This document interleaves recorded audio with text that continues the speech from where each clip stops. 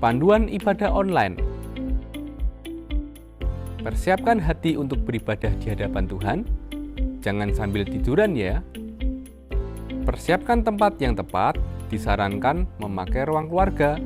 Hindari gangguan notifikasi handphone. Persiapkan waktu untuk fokus beribadah. Jangan selfie, komen-komen, atau ngobrol sendiri. Pakailah pakaian yang sopan, yang menunjukkan sikap hormat beribadah. Persiapkan hati anak-anak untuk ibadah bersama, jangan sambil makan.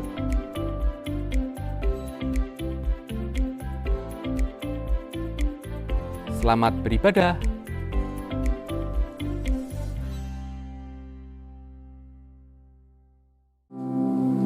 Shalom, Bapak Ibu. Sekali lagi shalom. Ada sukacita pagi hari ini, amin. Kita merasakan berkat Tuhan di hari-hari ini, amin. Tak terasa kita sudah minggu kedua kita berada di tahun baru ini. Saudaraku, Raja Daud menulis, tetapi aku senantiasa mau berharap dan menambah puji-pujian kepadamu. Kita semua semakin menambah puji-pujian, amin. Dengan segenap hati kita terus menambah pujian. Dan tahun lalu kita mungkin sudah tidak banyak memuji Tuhan, tapi Tuhan inginkan kita harus banyak menambah puji-pujian, amin. Ya, kita bagi berdiri, kita menyembah Tuhan. Tuhan, terima kasih. Kami mengucap syukur untuk hari ini. Kami mengucap syukur untuk berkat-berkat-Mu, penyertaan-Mu,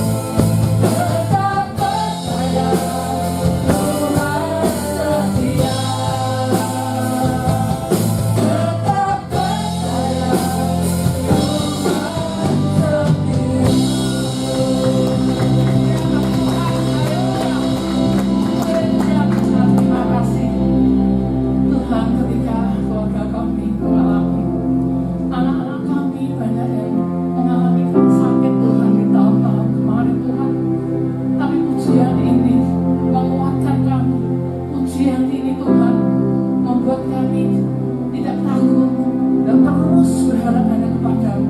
Karena kami tahu Tuhan, hanya Engkau penolong kami, Engkau Allah penyembuh kami. Terima kasih Tuhan, terima kasih. Demikian juga apapun yang dialami jemaat di tempat ini Tuhan, kami tidak tahu, tapi kami percaya mereka harus terus berharap kepadamu dan terus menambah-nambah pujian mereka hanya kepadamu Tuhan. Terima kasih Tuhan, kami mau melanjutkan puji-pujian kami. Haleluya, amin. Kami mau memuji Tuhan, amin. Saudara, di sini dikatakan biarlah langit dan bumi memuji-muji Dia, lautan dan segala yang bergerak di dalamnya. Terus mereka memuji Tuhan. Kita tidak kalah dengan lautan dan bumi ini, kita terus memuji Tuhan, amin. Segala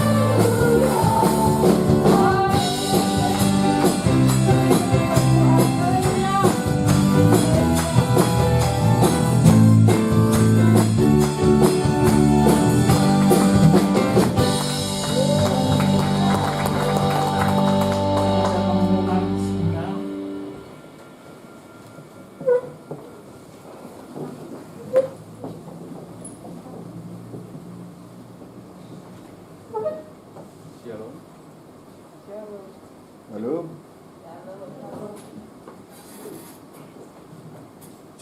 Shalom Bapak Ibu Sekalian.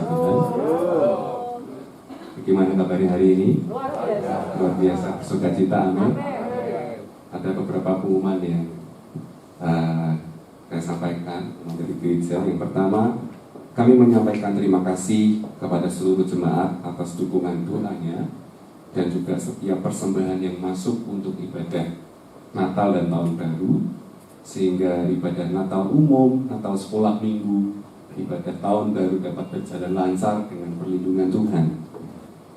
Bahkan beberapa minggu yang lalu kita juga sama-sama merasakan dan merayakannya, meskipun dengan sederhana, tapi kita bersyukur dan bersukacita. Yang kedua, selama bulan Januari, gereja memberikan kesempatan untuk jemaat memberikan persembahan ucapan syukur sebagai tanda berterima kasih atas perlindungan dan penyertaan Tuhan selama tahun 2021. Dan pastinya Tuhan akan melanjutkan karyanya di tahun 2022 dan terus akan menyertai kita sampai ganti tahun berganti tahun. Amin. Amplop persembahan ucapan syukur tersedia di lantai 1 setiap minggunya. Bapak Ibu bisa berdoa dan bisa memberikan persembahan ucapan syukur.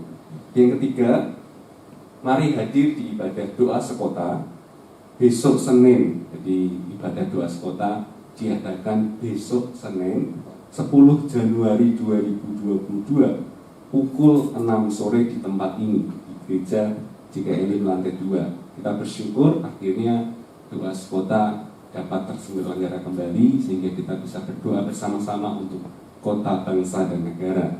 Yang rindu untuk mendoakan kota, bangsa, dan negara segera dapat mendaftar kepada Ibu Novi karena tempatnya terbatas. Jadi kita juga mengundang gereja-gereja yang lain, jadi segera untuk mendaftar karena tempatnya terbatas. Pengumuman yang terakhir, info kelahiran cucu dari Bapak Ibu Roni Tetobisono atau putra dari Bapak Hansen dan Ibu Thea pada hari Rabu 5 Januari 2022 dengan nama Isaya Sorahan. Kami segenap jemaat pun turut bersuka cita dan berbahagia, dan kita mendoakan juga untuk pemulihan ibunya dan pertumbuhan anaknya. Tuhan Yesus memberkati.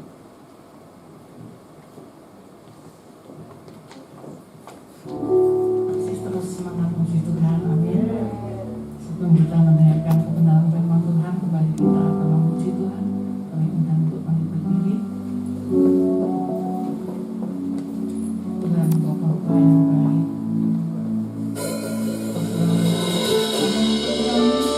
Engkau selalu mengajari kami ya Tuhan, melewati badai di tahun 2021 kemarin itu Tuhan.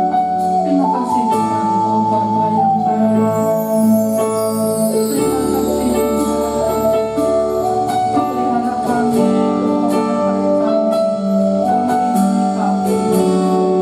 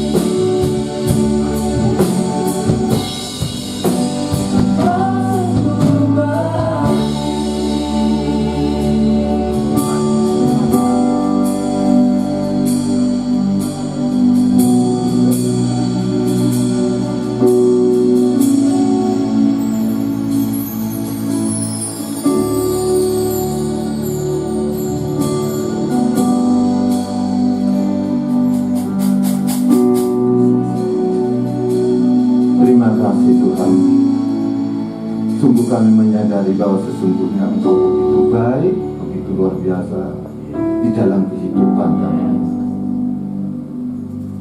Kami melewati hari-hari kami, bahkan tahun di mana COVID ini terus tidak kunjung berakhir. Kami dapat melaluinya. Semua bukan karena gagah buat kami, tapi hanya oleh campur tangan-Mu ya Tuhan, penyertaan-Mu dalam hidup kami. Dan kami tetap percaya untuk hari-hari mendatang, tahun 2022 ini dan seterusnya, pastilah Tuhan akan menopang kami. Kami tetap menjadi pemenang-pemenang dalam kehidupan ini. Ya Tuhan, terima kasih. Kesempatan ini kami merendahkan diri di bawah kaki-Mu, datang mohon kasih karunia agar kami terus diperlengkapi lebih lagi untuk menjalani kehidupan ke depan.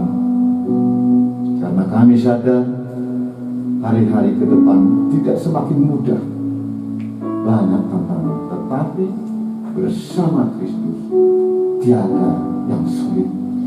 Kami tetap menang. Terima kasih. Kami mau belajar firman-Mu. Mari Tuhan, Engkau perlengkapi hamba-Mu untuk menyampaikan isi hati-Mu. Kami semua rindu diberkati. Kami semua rindu diteguhkan, dikuatkan, dan dibawa lebih naik dan naik lagi. Sehingga kami tetap dapat hidup mempermuliakan nama-Mu di dalam dunia yang sedang gelap ini. Terima kasih Tuhan, di dalam nama Tuhan Yesus Kristus kami sambut firman-Mu. Haleluya. Amin. Amin.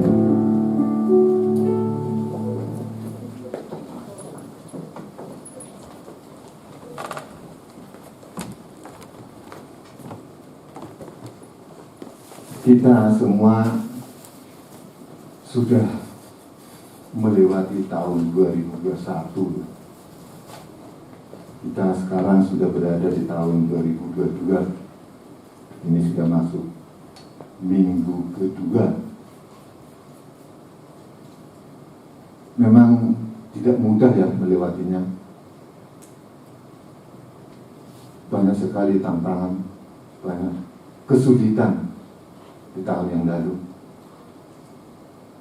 Apalagi dengan adanya COVID ini yang tidak kunjung berakhir. Tetapi nyatanya kita bisa lewati sampai sekarang. Dan kita tahu itu semua karena penyertaan Tuhan. Karena ada Tuhan yang selalu menyertai kita, menolong kita, menopang kita, memberikan kekuatan kepada kita. Sehingga kita ada sampai saat ini.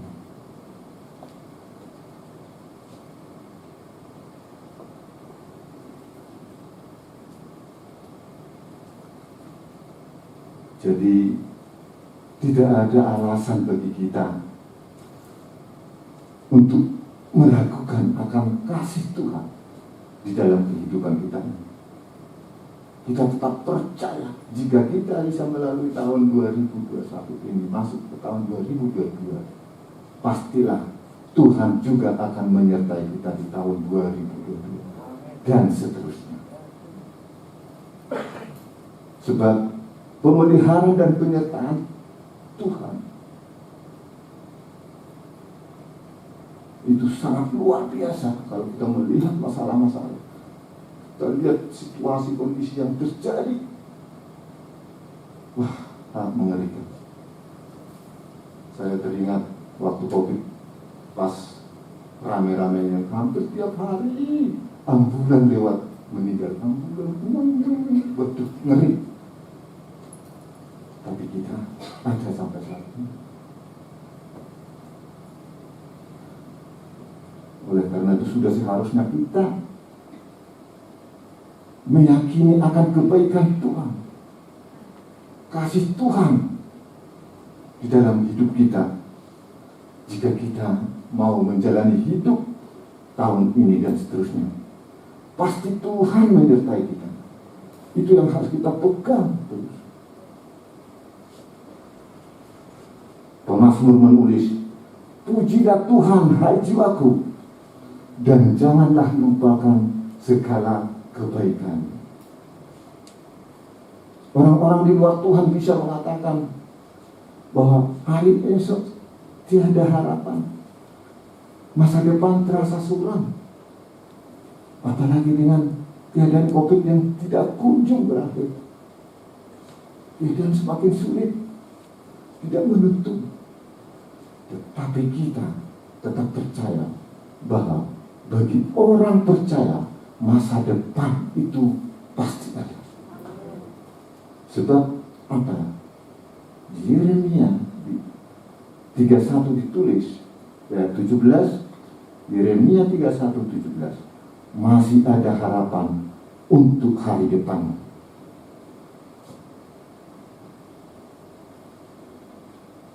Oleh karena itu, marilah kita jalani tahun 2022 ini dengan ucapan syukur kepada Tuhan. Karena tanpa Dia tidak bisa kita berbuat apa-apa. Untuk kegagalan-kegagalan yang kita alami di tahun lalu, biarlah itu suatu pembelajaran kepada kita untuk menjalani hidup ke depan. Oleh karena itu, mari kita persiapkan diri kita untuk menyambut hari besok yang lebih baik lagi. Itu sebagai pembukaannya. Dan untuk pagi ini, firman Tuhan yang akan saya sampaikan, saya beri judul dalam menanti-nantikan Tuhan. Kita ini kan sedang menanti-nantikan Tuhan. Sekalipun di firman Tuhan tidak ada tulis datangnya Tuhan itu hari ini, jam ini, tahun ini, tidak ada. Tetapi tanda-tanda ada. Kita tetap menanti-nantikan Tuhan.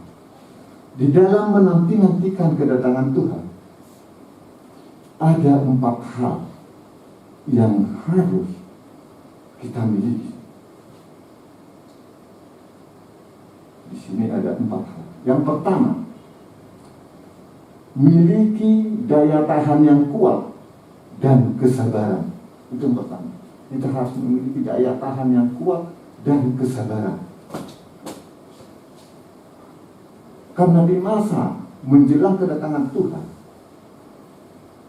ada banyak sekali tantangan, tekanan, dan juga persoalan bahkan penderitaan. Itu ada.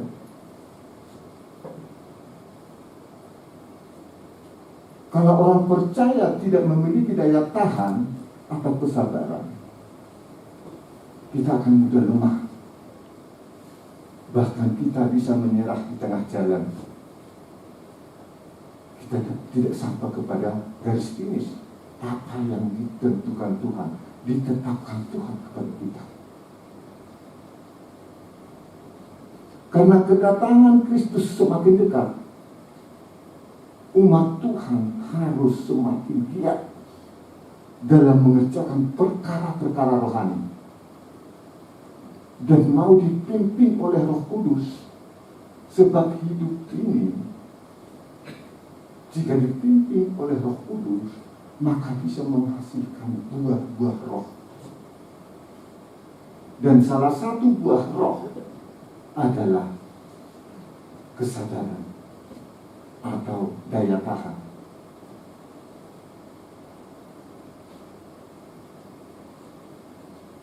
Kalau kita tidak punya daya tahan yang kuat dalam menjalani kehidupan kekristenan, kita tak akan mampu mencapai garis finish.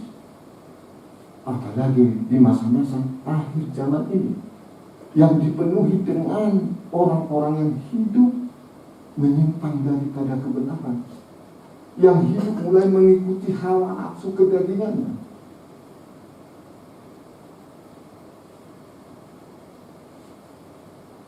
Seperti yang tertulis di 2 Timotius 3 ayat 1-4. Coba kita baca yang Judulnya Keadaan Manusia pada Akhir Zaman. 2 Matius 3 ayat 1 sampai 4. Tolong Pak. 2 Timotius 3 ayat 1 sampai 4. Ini saya tulis. Ketahuilah bahwa pada hari-hari terakhir akan datang masa yang sukar. Manusia akan mencintai dirinya sendiri dan menjadi hamba uang. Mereka akan membual dan menyombongkan diri. Mereka akan menjadi pemfitnah. Mereka akan berontak terhadap orang tua dan tidak tahu berterima kasih, tidak memperdulikan agama. Ayat ketiga, tidak tahu mengasihi, tidak mau berdamai, suka menjelekkan orang, tidak dapat mengekang diri, garang, tidak suka yang baik. Ayat keempat, suka mengkhianat, tidak berpikir panjang, berlagak tahu, lebih menuruti hawa nafsu daripada menuruti firman. Ini keadaan manusia pada akhir zaman. Ditambah lagi di 2 Petrus 3 ayat 3, tampilnya para pengejek. Jadi diejek. Orang salah sendiri ini pokoknya cari kesalahan-kesalahan. Itulah yang kita hadapi di akhir zaman. Ini sudah masuk akhir zaman. Aku betul-betul merasa takut ini. Saya nggak tahu sih kapan datang, tetapi rasanya tuh kok akhir zaman ini sudah terus bergejolak dalam hati saya. Tantangan semakin berat.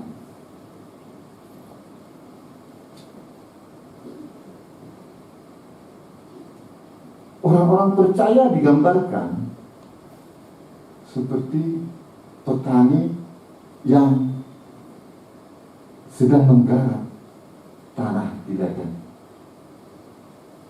Mereka memahami waktu, mengenal musim pertanian dengan baik. Kapan harus menggarap tanah, kapan harus menabur benih, kapan harus menuai. Kita pun harus peka melihat keadaan zaman ini, yang semakin hari semakin jelas menunjukkan bahwa tanda-tanda kedatangan Kristus sudah semakin dekat. Salah satu tanda-tanda apa? Bencana alam. Wah, biasa bencana alam hari ini kan. Manusia semakin jahat seperti itu. Kalau kita lihat kejahatan manusia sekarang ini,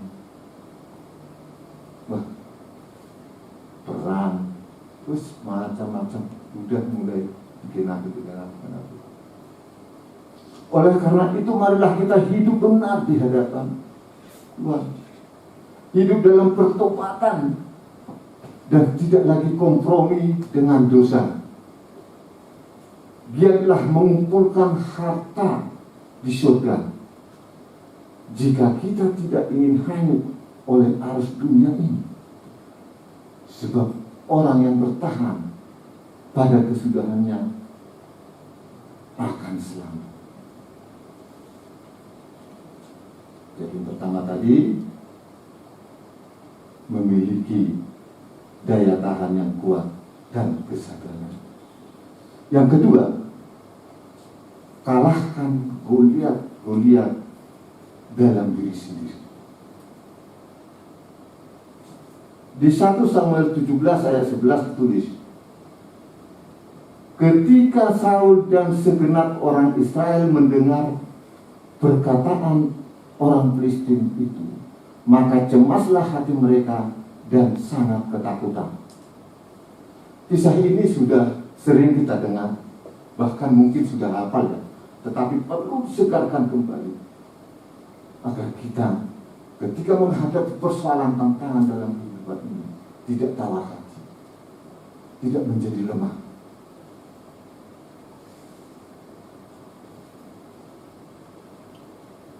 Apa yang dirasakan Saul dan segenap orang Israel, yaitu cemas hati dan takut, karena kehadiran Goliat yang melontarkan perkataan yang tujuannya mengintimidasi orang-orang Israel.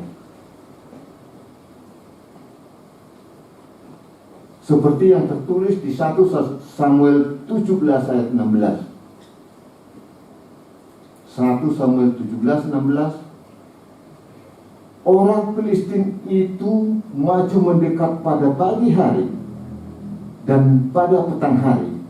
Demikianlah ia tampil ke depan selama 40 hari lamanya.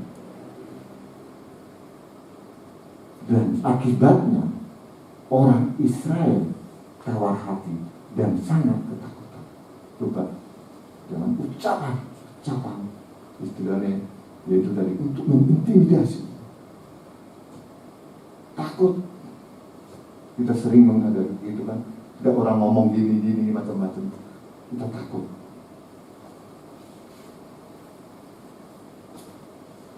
Orang Israel sudah merasa kalah sebelum bertarung di medan peperangan.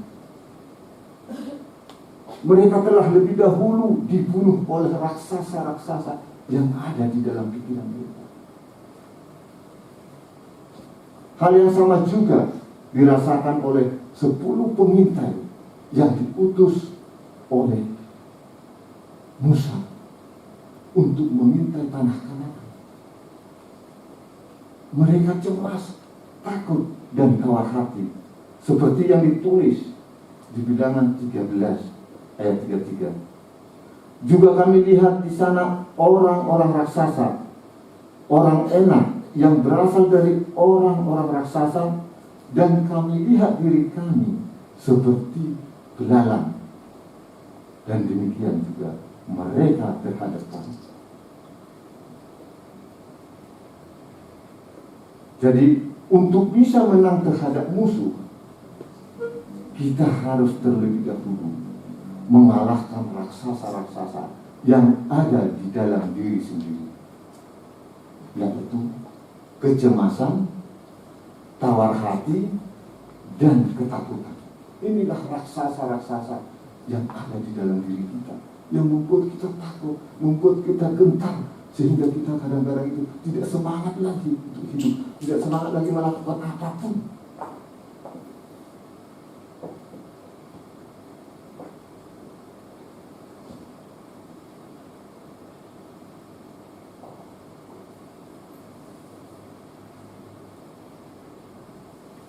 Saya sering menggunakan jurus ini, saya katakan ini jurus.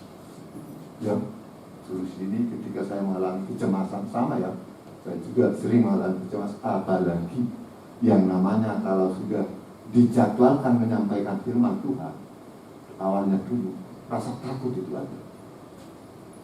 Takutnya karena apa yang harus saya sampaikan? Udah bergumul, udah puasa, tapi nggak dapat apa-apa. Waktunya semakin dekat, mungkin saya sudah pernah takut itu ada duk-dak. Terus kalau saya turuti rasa takut ini, terus bagaimana jadi dan hari-harinya itu gimana? Akhirnya kenapa? Saya ingat jurusnya Daud mengalahkan Goliat. Pakai katakan kepada Tuhan, Tuhan, lepaskan aku dari rasa takut ini, kegelisahan ini. Perangi terus, bahasa mau menyembah, pokoknya itu tidak minta yang lain. Hanya rasa takut ini. Aku berikan aku, penuhi aku dengan damai. Langsung plem, hilang semua. Apa yang timbul? Rasa sih, aku ini melayani untuk Tuhan, bukan manusia. Jangan pandang manusia. Itu kan, iya ya, untuk Tuhan. Apapun, karena aku kalau semangat luar biasa, apapun akan saya lakukan Tuhan. Bahkan mati saya mau Tuhan untuk kamu. Sampai kadang-kadang saya begitu. Kalau sudah mengalahkan Goliat di dalam diri itu, sampai itu. Jadi itu senjata saya ini. Jurus maut buat saya kalau dunia mengatakan mengalahkan Goliat dalam diri. Daud juga memiliki rasa cemas dan takut, tetapi ia tidak mengizinkan hal itu menguasai hatinya dan menghentikan langkahnya untuk maju berperang. Kecemasan, tawar hati, dan ketakutan dilawan dengan iman. Dengan mengarahkan pandangan kepada Tuhan. Tuhan kita yang maha besar dan berkuasa. Tidak seorang pun dari Israel yang berani menghadapi Goliat. Tetapi hanya Daud, seorang gembala domba. Ini sangat luar biasa, bukan? Karena dia percaya dan berserah kepada Tuhan. Orang Israel banyak di sana, tentara-tentara banyak, al-kuju, saya kira debat-debat, tapi tidak ada seorang pun yang berani.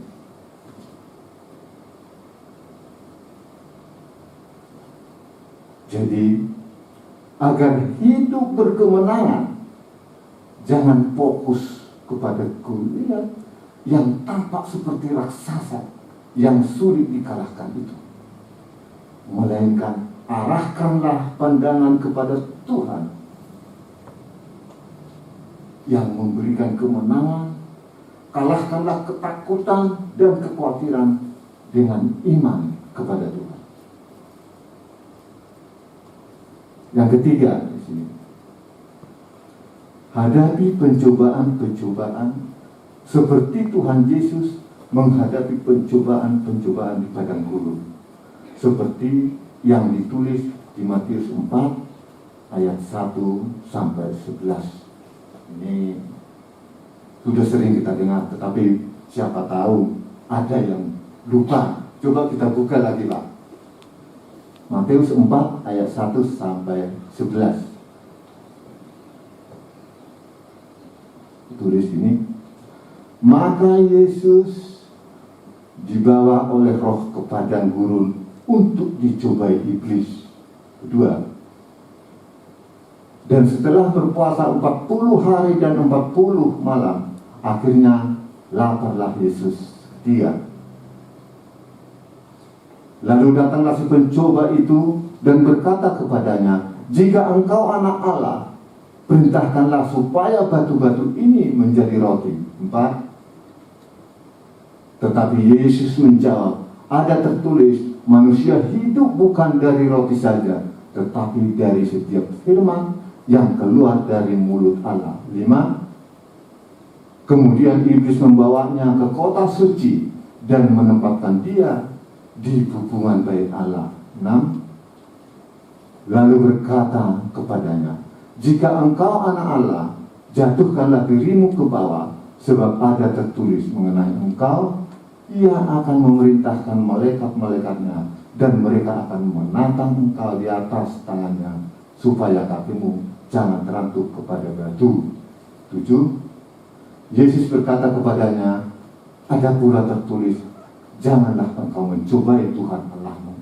8. Dan iblis membawanya pula ke atas gunung yang sangat tinggi dan memperlihatkan kepadanya semua kerajaan dunia dengan kemegahannya. 9. Dan berkata kepadanya, semua itu kuberikan kepadamu jika engkau sujud menyembah aku. 10. Maka berkatalah Yesus kepadanya, enyahlah iblis, sebab ada tertulis, engkau harus menyembah Tuhan Allahmu, dan hanya kepada Dia sajalah engkau berbakti. Dan sampai sini, ya, ini yang dialami oleh Tuhan Yesus. Pencobaan yang dialami Tuhan Yesus ini sebenarnya untuk membelokkan ketaatan Tuhan Yesus kepada Allah.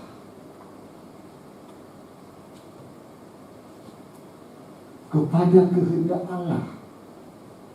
Kalau kita perhatikan firman Tuhan yang ditulis di Matius 4 ayat 4 tadi, ayat 7 dan 10 yang sudah kita baca tadi, dalam setiap pencobaan Yesus selalu tunduk kepada kuasa firman Allah dan bukan kepada keinginan daripada si iblis. Dengan kata lain, Yesus selalu memakai firman Allah untuk menaklukkan pengaruh atau cobaan dari si iblis. Jadi dengan firman Allah, itu jelas sekali tadi kan, yang ditulis di ayat 4, ayat 7 dan 10. Dari kisah ini, apa yang bisa kita pelajari? Di sini saya catat ada 2. Yang pertama, kita harus sadari bahwa iblis merupakan musuh terbesar kita sebagai umat Tuhan. Kita harus sadar bahwa dalam hidup ini kita terlibat peperangan rohani melawan kuasa kejahatan yang tidak nampak, tidak kelihatan, tetapi nyata. Seperti yang ditulis oleh Rasul Paulus kepada jemaat di Efesus. Ditulis di Efesus 6 ayat 12. Karena perjuangan kita bukanlah melawan darah dan daging, tetapi melawan pemerintah-pemerintah, melawan penguasa-penguasa, melawan penghulu-penghulu dunia yang gelap ini, melawan roh-roh jahat di udara. Itu musuh kita. Yang kedua, di sini saya tulis, tanpa Roh Kudus dan firman Allah yang digunakan secara tepat, umat Tuhan tidak mungkin mengalahkan dosa dan cobaan. Itu harus dengan Roh Kudus atau firman Allah. Itu senjata kita untuk mengalahkan. Caranya gimana? Di sini ada beberapa anjuran mengenai cara mempergunakan firman Allah untuk mengatasi pencobaan. Yang pertama, sadari bahwa melalui firman Allah kita mampu mengalahkan iblis karena kita punya kuasa. Jadi melalui firman Allah ini kita punya kuasa untuk melawan setiap ajakan atau bujukan dari si iblis. Seperti yang tertulis di Yohanes 15 ayat 7. Jikalau kamu tinggal di dalam aku dan firman-Ku tinggal di dalam engkau, mintalah apa saja yang kamu kehendaki dan kamu akan menerima. Yang kedua, selalulah membaca firman Allah dan hidupi. Sebab di Yakobus 1 ayat 21 ditulis, sebab itu buanglah segala sesuatu yang kotor dan kejahatan yang begitu banyak itu, dan terimalah dengan lemah lembut firman yang tertanam di dalam hatimu, yang berkuasa menyelamatkan jiwamu. Jadi firman itu yang berkuasa untuk menyelamatkan jiwa. Yang ketiga, ucapkanlah firman Allah di dalam hati kepada Allah. Makanya kita harus belajar firman ini terus, baca. Karena pada waktu kita ucapkan, karena kita bisa ingat. Ucapkanlah firman Allah di dalam hati kepada Allah pada saat dicobai, seperti yang dilakukan Yesus yang kita baca tadi di Matius 4 ayat 4, 7 dan 10. Yang terutama, carilah dahulu kerajaan Allah dan kebenaran, maka semuanya akan ditambahkan. Yang terakhir atau keempat ini ya, jadikanlah Tuhan tempat perlindungan dan Allah yang dipercaya seperti teman Natal kita. Jika itu kita buat menjadi dasar menjalani hidup ini, kita pasti menjadi pemenang-pemenang. Dan di Roma 8 ayat 31 ditulis, jika Allah di pihak kita, siapakah yang dapat melawan kita? Dan kita adalah milik Kristus. Jadi 4 hal tadi saya tulis di sini. Dalam menanti-nantikan Tuhan, orang percaya harus memiliki 4 hal. 1. Memiliki daya tahan yang kuat dan kesabaran. 2. Kalahkan goliat-goliat dalam diri sendiri seperti Daud. Yang 3. Hadapi cobaan-cobaan seperti Tuhan Yesus menghadapi pencobaan di padang gurun. Yang 4, jadikanlah Tuhan tempat perlindungan dan Allah yang dipercaya. Amin.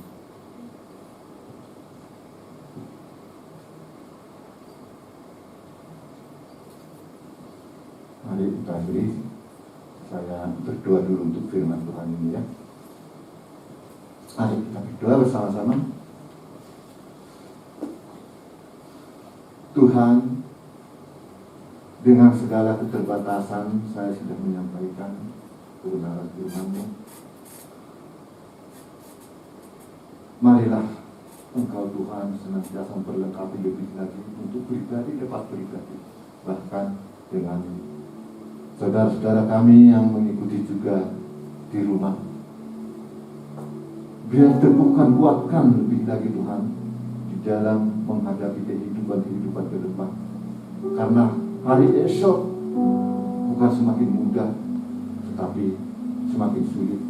Tetapi jika Engkau yang selalu menyertai kami pasti mengalami kemenangan.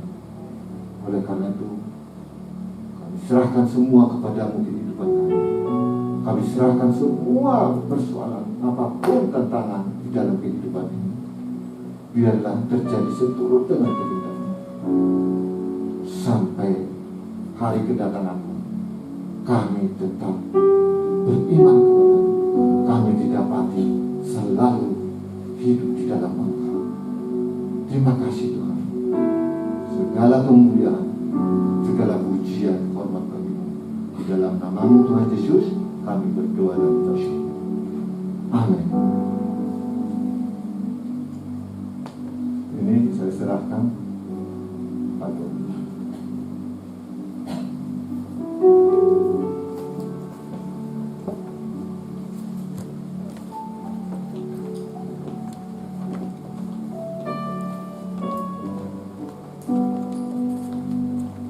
Halo Bapak Ibu.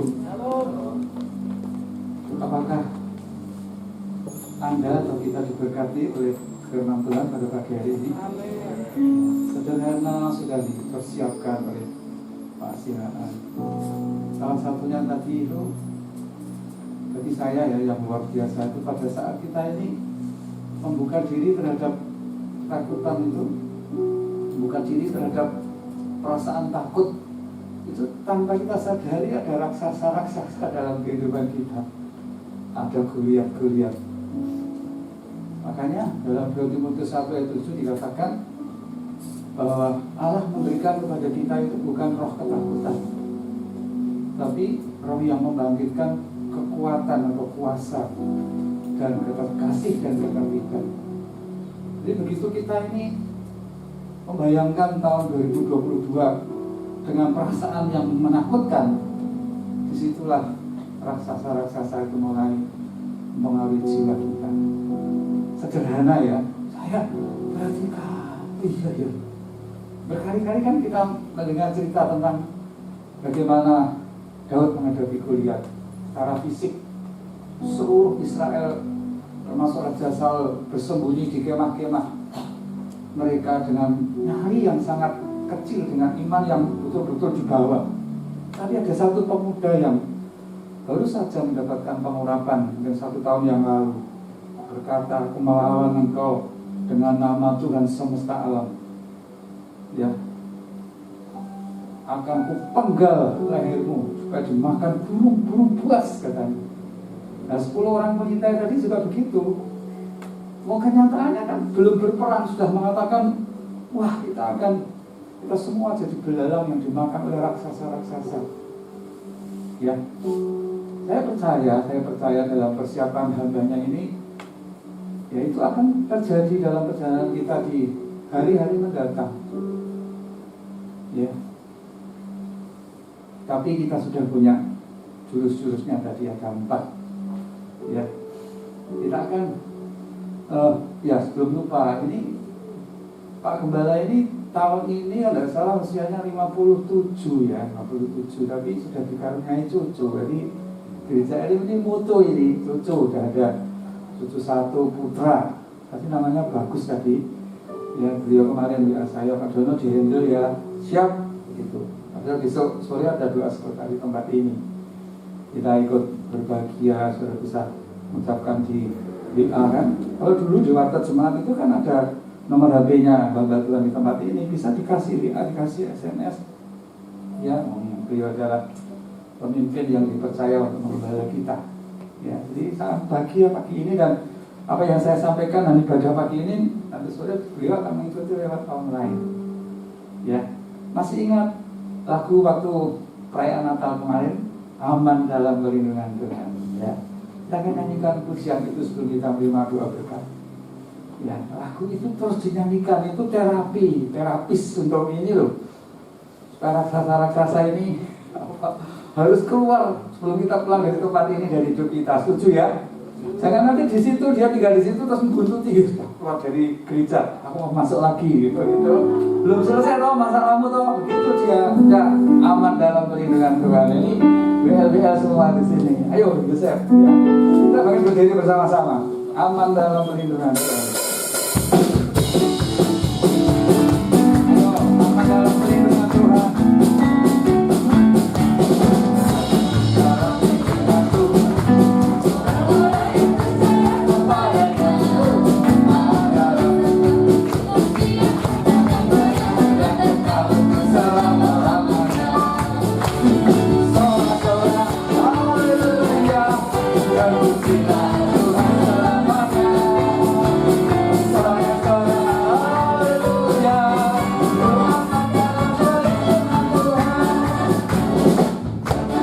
Ibu, saya itu secara pribadi itu kerinduan saya itu, Bapak Ibu tidak usah disuruh-suruh, tidak usah didorong-dorong untuk meresponi. Pagi ini kan meresponi firman. Betul, aku mengalahkan raksasa-raksasa dengan pujian, kalau perlu dengan ekspresi. Ya, tangannya jangan disimpan di sini, jangan lepaskan. Kalahkan ini penutup masker ini dengan, masa kita mau puji Tuhan kita buka begini kan, nanti terus pikiran kita jadi negatif ya. Tepuk tangan, pulang dari tempat ini dengan betul-betul tidak ada raksasa lagi yang mengganggu. Ayo, aman dalam perlindungan. Satu tepuk tangan ya.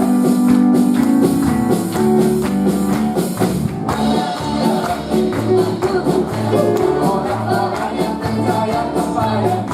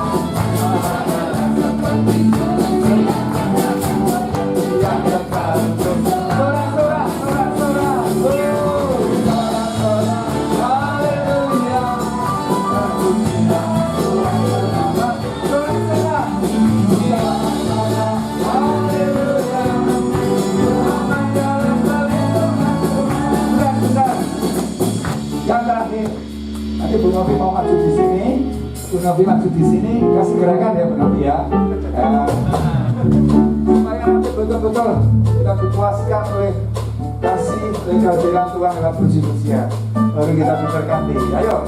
Aman dalam hidupanku, orang-orang yang percaya kepadanya adalah gunung Sion yang akan goyang.